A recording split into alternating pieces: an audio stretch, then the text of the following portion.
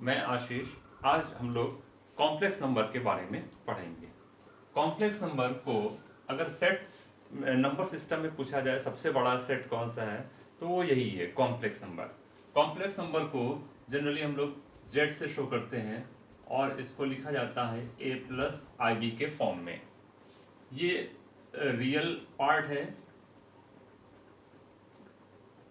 और ये imaginary part है। वास्तविक भाग और काल्पनिक भाग वास्तविक संख्या को दर्शाएगा और ये काल्पनिक संख्याओं को दर्शाएगा। चलिए एक बार हम लोग इसमें रिवाइज भी कर लेते हैं। आप लोगों ने 10th में पढ़ा भी होगा कि काल्पनिक संख्या और इस सबको एक बार और रिवाइज कर लेते हैं। तो किसी भी सम्मिश्र संख्या को दो पार्ट में हम डिवाइड कर सकते हैं, एक रियल नंबर और दूसरा है इमेजिनरी नंबर या काल्पनिक संख्या। वास्तविक संख्या वे संख्याएं हैं जिन्हें हम वास्तविक संख्या रेखा पर दर्शा सकते हैं। वास्तविक संख्या रेखा एक इस तरीके से वास्तविक संख्या रेखा हो गई, जिसपे मध्य में अगर हम जीरो लें तो दाहिनी तरफ प्लस नंबर लेंगे और बाईं तरफ माइनस नंबर लेंगे। तो आप इसमें देखेंगे कि इसमें हम दो कैटेगरी में डिवाइड कर सकते हैं, rational number and irrational number. Rational number which can be represented in p by q form where q is not equal to 0. परिमेय संख्या वे संख्याएं जिनको हम p बटे q के रूप में लिख सकें और q 0 ना हो, pq belongs to integers. irrational number जिसे हम p बटे q के रूप में ना लिख सकें, जैसे √2, √3, ये सब क्या है? अपरिमेय संख्या है। इसके बारे में आप लोगों ने पहले भी पढ़ा हुआ है। रेशनल नंबर में जैसे 1/2 है, -1/3, 4/2, ये सब क्या है? Rational number. लेकिन अगर 4/2 लिखेंगे तो इसको लिख सकते हैं 2। 2 is also a rational number. 0 is also a rational number. 0 can be represent as 0/1, therefore 0 is a rational number. शून्य एक परिमेय संख्या है, 1 भी परिमेय संख्या है। जितनी इसके मतलब इसमें क्या आ जाएगा? रेशनल नंबर में आएगा जितनी भी आपके पूर्णांक हैं वो सब इसके अंतर्गत आते हैं।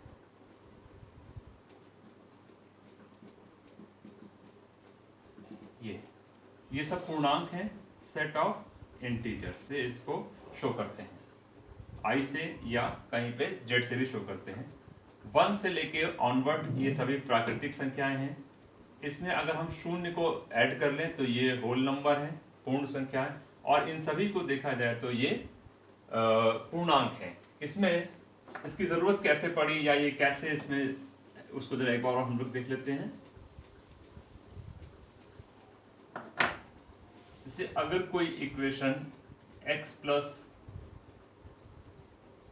1 = 7 टाइप की है तो इसको अगर हम हल करेंगे तो x = 6 आएगा। यहाँ पे आपका सेट ऑफ नेचुरल नंबर काम कर रहा था।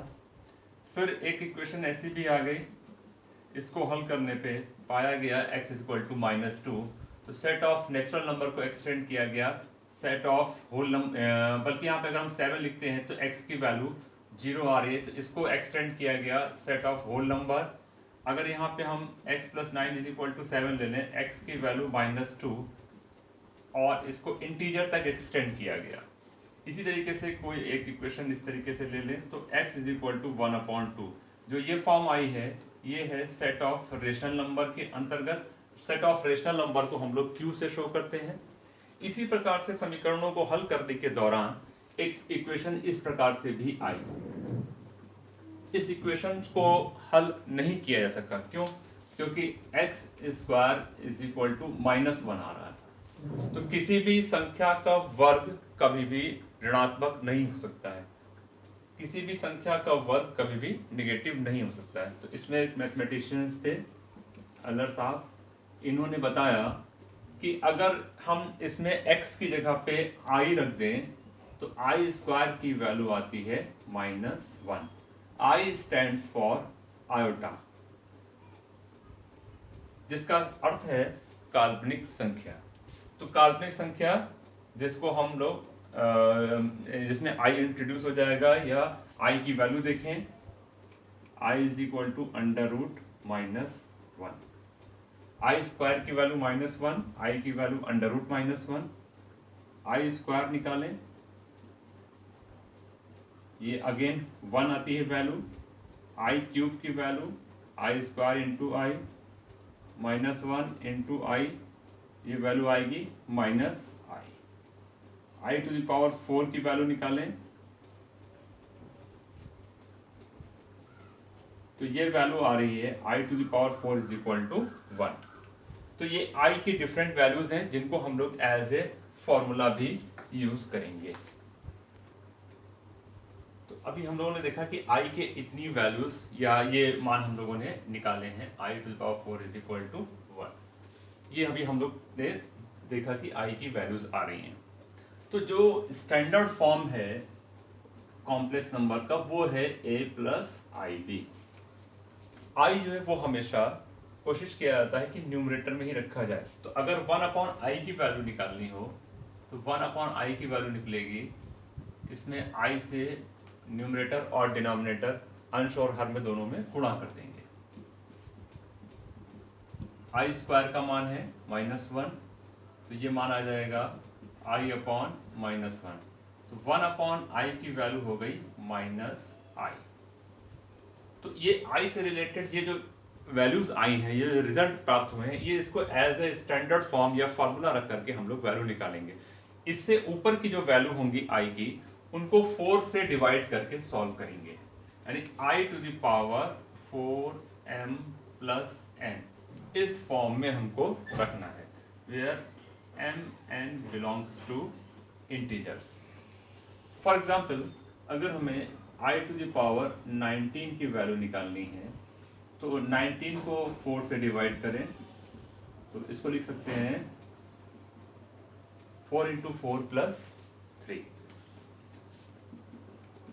इसको लिख सकते हैं i to the power 4 into 4 into I cube. अब i to the power 4 into 4 और आई क्यूब की वैल्यू क्या आई है -i, i to the power 4 की वैल्यू हमें मिली है 1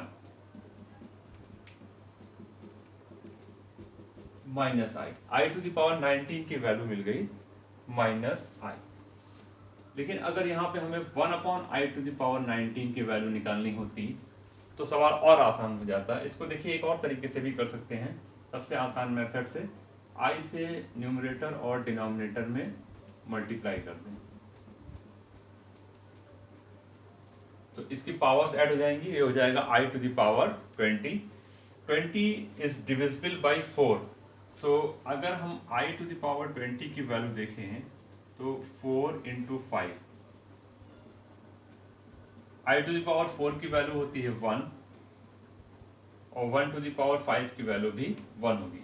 इस प्रकार i की पावर अगर कोई भी 4 से डिविजिबल है तो उसकी वैल्यू 1 ही होगी। तो i upon 1, i to the power 20 हो गया 1, तो 1 upon i to the power 19 की वैल्यू कितनी आई i से रिलेटेड कुछ और सवालों को हम लोग देखते हैं।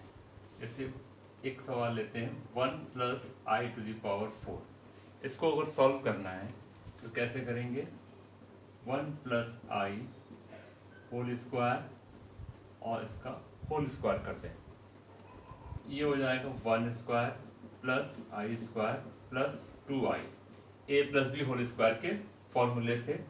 आई स्क्वायर की वैल्यू होती है 1 -1 और ये 1 कैंसिल हो जाएगा, 2i होल स्क्वायर, ये आ जाएगा 4i स्क्वायर और आई स्क्वायर की वैल्यू -1, आंसर आ जाएगा -4।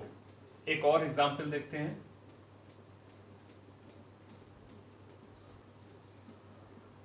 इसको इवैल्यूएट करना है, इसकी वैल्यू निकालनी है। तो देखिए अंडर रूट में लिखा हुआ है -1, तो ये हो जाएगा i, क्योंकि i की वैल्यू होती है अंडर रूट -1 और बाहर माइनस लगा हुआ है। पावर है 4n प्लस 3, फिर इसको ब्रेक कर लें, minus I to the power 4n into I cube. इसको अलग अलग लिख सकते हैं इस तरीके से, क्योंकि मल्टीप्लाई करने पे पावर ऐड हो जाती हैं। इसको लिखेंगे यहाँ पे ये माइनस आई है, minus I to the power 4n into minus I to the power 3। Minus I to the power 4n को लिख सकते हैं इस प्रकार से, minus I to the power 4n तो minus I to the power 4 whole power n, और minus I cube minus 1 cube into I cube. Minus I और माइनस की पावर इवन प्लस हो जाएगी, और आई टू द पावर 4 होता है 1, ये 1 to the power n minus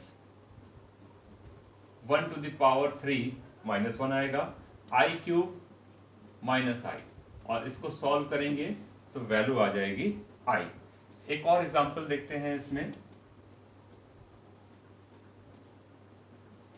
under root minus 4 और अंडर रूट माइनस 3 को मल्टीप्लाई करेंगे तो जनरली लोग बोलते हैं कि इसकी वैल्यू आएगी अंडर रूट 12, लेकिन ऐसा नहीं है। देखते हैं, क्योंकि ये रियल नंबर नहीं है। अगर हम लोग under root A under root B लिखते हैं तो इसका प्रोडक्ट आता है अंडर रूट ए बी। यहाँ पे ये रियल नंबर नहीं है, ये रियल नंबर है, इसलिए डायरेक्टली मल्टीप्लाई करके लिख दिया गया। तो पहले इसको सॉल्व करें, under root minus 1 under root 4 अलग करें, under root minus 1 under root 3 अलग कर लिया। अब अंडर रूट माइनस 1 आई, और ये एक और आई अंडर रूट 4 अंडर रूट 3, आई स्क्वायर अंडर रूट 12, वैल्यू आ जाएगी माइनस अंडर रूट 12। तो इस प्रकार से हम आई से रिलेटेड कुछ सवालों को हल कर सकते हैं।